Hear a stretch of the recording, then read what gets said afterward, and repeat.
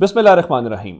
लाखों करोड़ों दुरूदो सलाम मोहम्मद मुस्तफ़ा सल्लल्लाहु अलैहि वसल्लम और आले मोहम्मद पर। मैं हूं मर्दराज गोंदल। मैं आपको सारी खबरें देने से पहले कि वज़ीर आज़म ऑफिस के अंदर जो बड़ी मीटिंग हुई है जनाब आसिम मुनीर की और शहबाज शरीफ की, जारी बात है क्या डिस्कशंस हो सकती हैं ऐसे सिनेरियो में जब टेक्नोक्रेट गवर्नमेंट की गूंज हो। फिर टेक्नोक्रेट गवर्नमेंट का जो आइडिया आया है उस पर फौज के अंदर से क्या रद्दमल है। इमरान खान तो जो रद्दमल दे रहे हैं सो वो दे रहे हैं, और उसके बाद सऊदी अरब और चीन से अचानक पाकिस्तान को रब्ता क्यों करना पड़ गया है। और फिर इस सारे मामले के दौरान एक खबर रशिया से भी आई है, वो भी आपको दूंगा। उसके बाद जमान पार्क के अंदर खान साहब के साथ एक अहम नशिस्त, वहां पे तहरीक इंसाफ का जो प्लान है उसमें तब्दीली का फैसला किया गया है।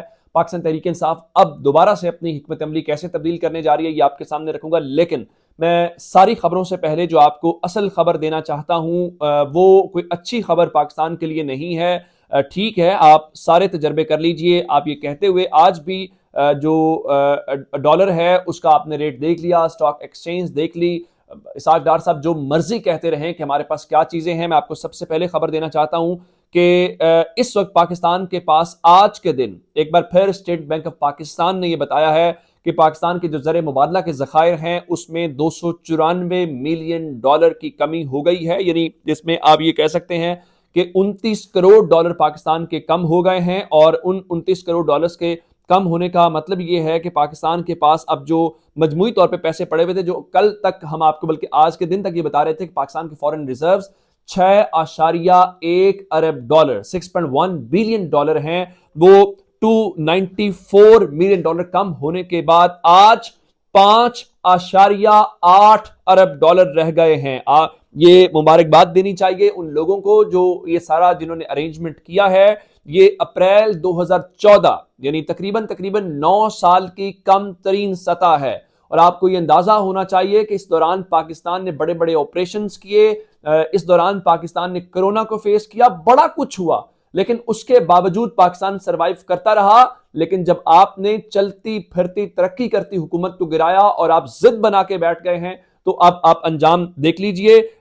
इस वक्त पाकिस्तान के पास अगर मजमूई तौर पर देखा जाए तो तकरीबन 11.7 अरब डॉलर बनते हैं। ये 5.8 स्टेट बैंक के पास पड़े हुए हैं, बाकी आप कमर्शियल बैंकों के पास समझते हैं। तो मजमूई तौर पे पाकिस्तान के पास जो इस वक्त टोटल फॉरेन रिजर्व्स हैं जो डॉलर्स की सूरत में पाकिस्तान के पास 11.7 अरब डॉलर पड़े हुए हैं, वो सिर्फ 1 महीना और 5 दिन, यानी आप ये कह लीजिए कि अब तो तकरीबन 5 हफ्तों से भी कम होना शुरू हो गया है। ये पाकिस्तान के पास इंपोर्ट्स की सूरत हाल है। अब आ जाते हैं इस बात के ऊपर कि सूरत हाल है क्या। अब से थोड़ी देर पहले अचानक ये खबर आई कि जो प्राइम मिनिस्टर ऑफिस के अंदर army chief general Syed Asim Munir साहब पहुंचे हैं, उनकी शहबाज शरीफ के साथ ये मुलाकात है। ये अचानक मुलाकात मैं इसलिए कह रहा हूं कि एक तो 27 और 28 तारीख को 2 दिन कोर कमांडर्स कॉन्फ्रेंस होती रही है, और उस कोर कमांडर्स कॉन्फ्रेंस के हवाले से मैं आपको यह खबर दे दूं कि जो मुलाकात हुई थी शबर जैदी साहब की, शौकत तरीन कह दिया, जो मुलाकात थी बाकर रजा साहब की और हफीज शेख साहब की, जो 3 शख्सियात के साथ, उसके मुतालिक खबरें ये हैं कि मिलिट्री के अंदर से भी ऐसी आवाजें आ रही हैं कि टेक्नोक्रेट सेटअप न लाया जाए, उसकी मुखालफत बहुत ज्यादा होगी, स्टेबिलिटी नहीं आएगी। क्योंकि फिलहाल तो अगर इमरान खान मुखालफत कर रहे हैं तो या सियासी शहीद बना देंगे पीडीएम को, ये भी रोड्स के ऊपर आ जाएंगे, ये भी अपने आप को उसमें से रिवाइव करने की कोशिश करेंगे और उस स्पेस के अंदर छुपने की कोशिश करेंगे। तो इसका मतलब यह है कि आगे गड़ा है और पीछे खाई है। तो सैयद आसिम मुनीर साहब 2 दिन की कोर कमांडर्स कॉन्फ्रेंस, और अचानक और इंपॉर्टेंट इसलिए भी है कि कल कौमी सलामती कमेटी का इजलास जुमे के दिन प्राइम मिनिस्टर ऑफिस के अंदर होना है, जिसमें वजीर खजाना ने, जिसमें वजीर दिफा ने और DGISI ने, DGMI ने, IB चीफ ने, इन सब ने बैठना है और कल ब्रीफ किया जाना है। मैं आपको यह बात बताऊं, जो हमें बताया जा रहा है कि उसका एजेंडा सिर्फ और सिर्फ जो मौजूदा सिक्योरिटी सूरत हाल है उसके तनाजुर में। लेकिन ये जिस मुल्क के पास 5.8 अरब डॉलर रह जाएं, आपको लगता है कि जब सिविल और मिलिट्री लीडरशिप कल बैठेगी तो उनके सामने ये नहीं होगा। मिसाल के तौर पे आप ये फैसला करते हैं कि आपने खैबर पख्तूनख्वा के अंदर एक इंसर्जेंसी के खिलाफ ऑपरेशन लॉन्च करना है, तो वो ऑपरेशन कैसे चलाएंगे, पैसे से चलाएंगे, उसके लिए आपको बहुत कुछ खरीदना है, इक्विपमेंट चाहिए, तो आप कहां से लेके आएंगे। यहां पर ये है कि अपने लोगों पे चढ़ा दें सारा कुछ और फिर आप कहें जी अमेरिकन आपको सपोर्ट करेंगे, तो वो एक अलग बात है। अब मैंने आपके सामने खबर रखी है 5.8 बिलियन डॉलर की।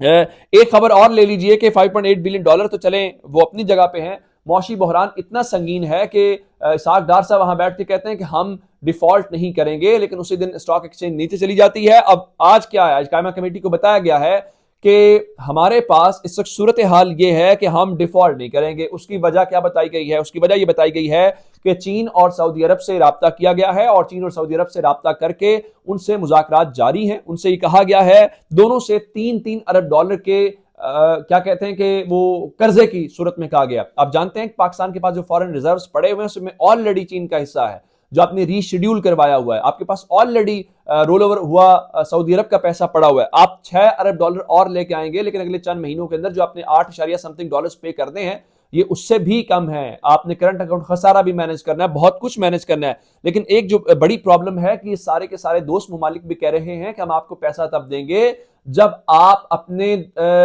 आईएमएफ वाले प्रोग्राम को क्लियर करेंगे। यानी सारी की सारी सूरत हाल आईएमएफ प्लान के ऊपर है, लेकिन आईएमएफ आंखें निकाल रहा है। वो कह रहा है जी आप ये सारी चीजें करें। तो ये इसके बीच में अब जो सिचुएशन है वो ये है कि 9 जनवरी को हुकाम ने ये बताया है कि 9 जनवरी को उनकी जनेवा के अंदर आईएमएफ हुकाम के साथ मुलाकात है और उस मुलाकात के अंदर ये देखा जाएगा कि क्या चीजें जो हैं वो तय होती हैं। लेकिन इस सब के बीच में जो इंपॉर्टेंट चीज है वो ये है कि ज़मान पाक से इमरान खान का प्लान क्या होता है। आज लीडरशिप के साथ उनकी मुलाकात हुई है, मैं आपको बताना चाहता हूं। और इस मुलाकात के तनाजुर में इससे हट के एक और जो चीज है वो सेनेटर्स का इजलास भी पाकिस्तान तहरीक इंसाफ ने बुलाया।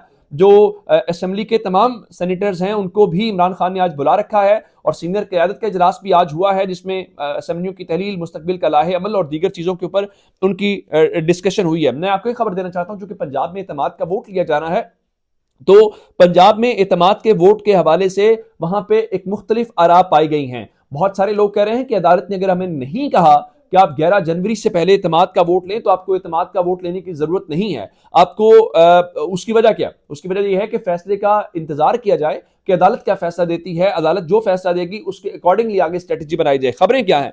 खबरें यह हैं कि तहरीक इंसाफ के 7 ऐसे लोग हैं जिसके ऊपर तहरीक इंसाफ खुद शक कर रही है। शक क्या कर रही है? उनका ख्याल यह है कि अगर हमने वोट लिया, इत्तेमाद के वोट की तरफ गए, तो ये वो 7 लोग हैं जो गड़बड़ कर सकते हैं, जो आगे पीछे जा सकते हैं, जिसमें से बताया गया है कि 4 खवातीन भी शामिल हैं। मजमूई तौर पे इन 7 अरकान को एब्सटेन करने का, चूंकि फवाद चौधरी ये तो कह चुके हैं कि जब से नई एस्टैब्लिशमेंट आई है तो उनके लोगों को फोन्स नहीं आ रहे। फिर सवाल ये पैदा होता है कि 7 लोगों को किसने, अगर खरीदने वाली फिर बात ही हम कहेंगे कि क्या जरदारी साहब ने खरीदा है, क्या उनको नून लीग ने खरीदा है, क्या उनको किसी और ताकत ने? इस बारे में तहरीक इंसाफ खुद से शक कर रही है कि ये उस दिन लोग गायब हो सकते हैं। लेकिन बहुत सारे लोग कह रहे हैं कि पीटीआई के 6 अरकान असेंबली के मुतालिक भी खबर आ रही है कि उन्होंने स्पीकर कौमी असेंबली को फोन किया है, उनको कहा है कि हमारे इस्तीफों पर जाली दस्तखत हैं। शाह महमूद और परवेज खटक के हवाले से, हालांकि वो तो खैर इस्तीफे के हवाले से नहीं, लेकिन 6 अरकान कौन से हैं?